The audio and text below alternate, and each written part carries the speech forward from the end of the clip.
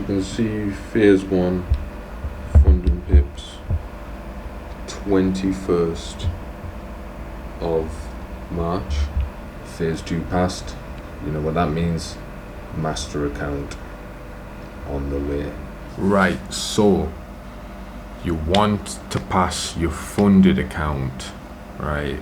Now, I know a lot of people struggle with this because stats are stats. We're going to go through the tips that I would give you to pass accounts as quickly as I do, and I'm currently waiting for the onboarding on that master account. And this is what inspired me to do this video right now. So first advise, right, and everyone is going to want to jump to 100k so you can start racking in those 5k months, 10k months that you're dreaming of. Now, the best thing to do if you've got no experience, if you've never passed in an account or you failed a bunch of accounts, just keep on practicing on a 5k account. Very cheap. You're not wasting a ton of money.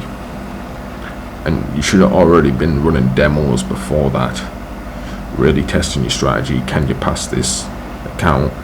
That's what I did. I would demo test phase 1 and phase 2 before I would even buy the account. And then I buy the account, try pass it, not put too much pressure on myself. And yeah, I would start with the small accounts and really build your confidence and not waste a ton of money on like 100k accounts and fail in them, especially when you don't know you can actually pass an account. So at the beginning, you really want to develop the skill of passing 100 accounts, because it's a whole different skill in itself, separate from trading, because it's not really an ideal scenario, especially, and you want to get paid as fast as possible. In reality, you don't really want to be wasting too much time on evaluations, and we're going to go on to that. And that's sort of my mindset when I go into funded accounts, because at the end of the day, during phase 1, during phase 2, you do not get a single dollar of the money. So it's essentially not your money. You need to train your mind to not be attached to the money during phase 1, phase 2 specifically, because you want to leverage that money to get to the trading account. Now, to get to the profit targets, because otherwise you're never going to get paid. So if you're in profit or break even, you should be risking minimum 1% and leveraging that position you have by being in profit or being at break even on the account to get to the target, no matter what, right?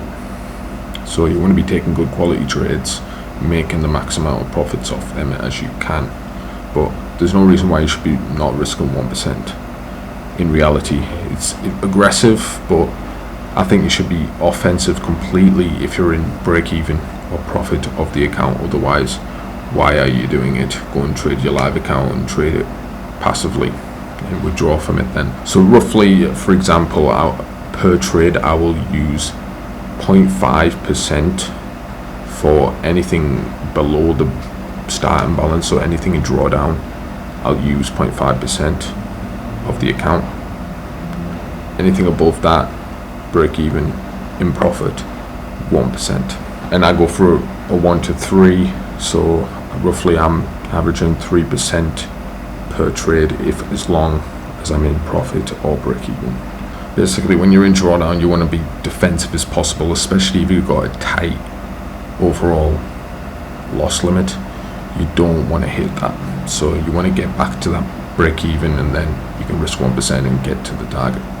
But it should be defensive as long as you're in drawdown, because you've made mistakes to get into drawdown. You now need to play very strategically and defensively. That's why I do advise. Most challenges nowadays are 2-phase challenges, so you'll do phase 1 and it'll either be 8 to 10%, or it could be 6%, depending on the challenge. And then you got phase 2, which is roughly around 5% or 6%. I would approach both the phase 1 and phase 2 in the same way. I would advise that you forget that you're even trading at a challenge as best you can. Don't put any pressure on yourself trying to hit targets in X amount of time, because I'm pretty sure none of them have time limits now. Whenever I forget about hitting the target in X amount of time, I tend to hit the target in a very short amount of time. So that's why I advise that, is like, just relax, take trades, and just stay calm and take the best quality trades that you possibly can, get the right entries, manage risk properly. Boom, you should hit that target no problem at all, as long as you have a proper strategy developed, battle tested and everything.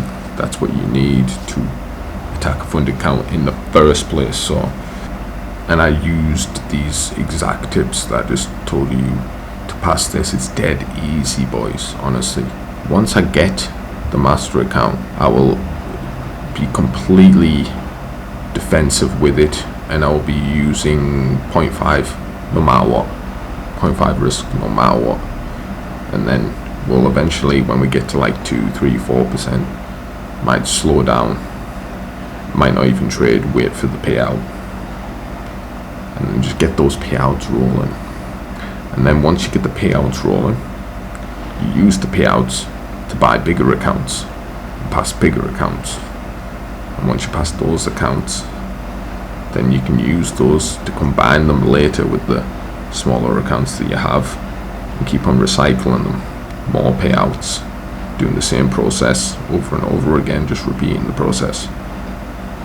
And eventually you'll be able to get to max allocation, multiple six figures, so you can grow for them from that 5k to multiple six figures. Just recycling profits, not really even using your own money. You could invest initially, and then everything else could just be profits recycled into 300 grand in funding prop firm capital. You're going to take some losses, bro. It is what it is. You might lose a fee here and there, but as long as you know how to pass them, and you know you can actually pass an account, which this goes through a lot of testing and back testing, and actually just having experience passing these accounts, because it's a very different approach to like professional trading. Like, trading doesn't need to be this intense, but I don't really like wasting time. I don't really like wasting time on funded accounts, because like I said, it's no money to be made. So I want to get on that master account and get those payouts rolling as fast as possible, and this is how I do it.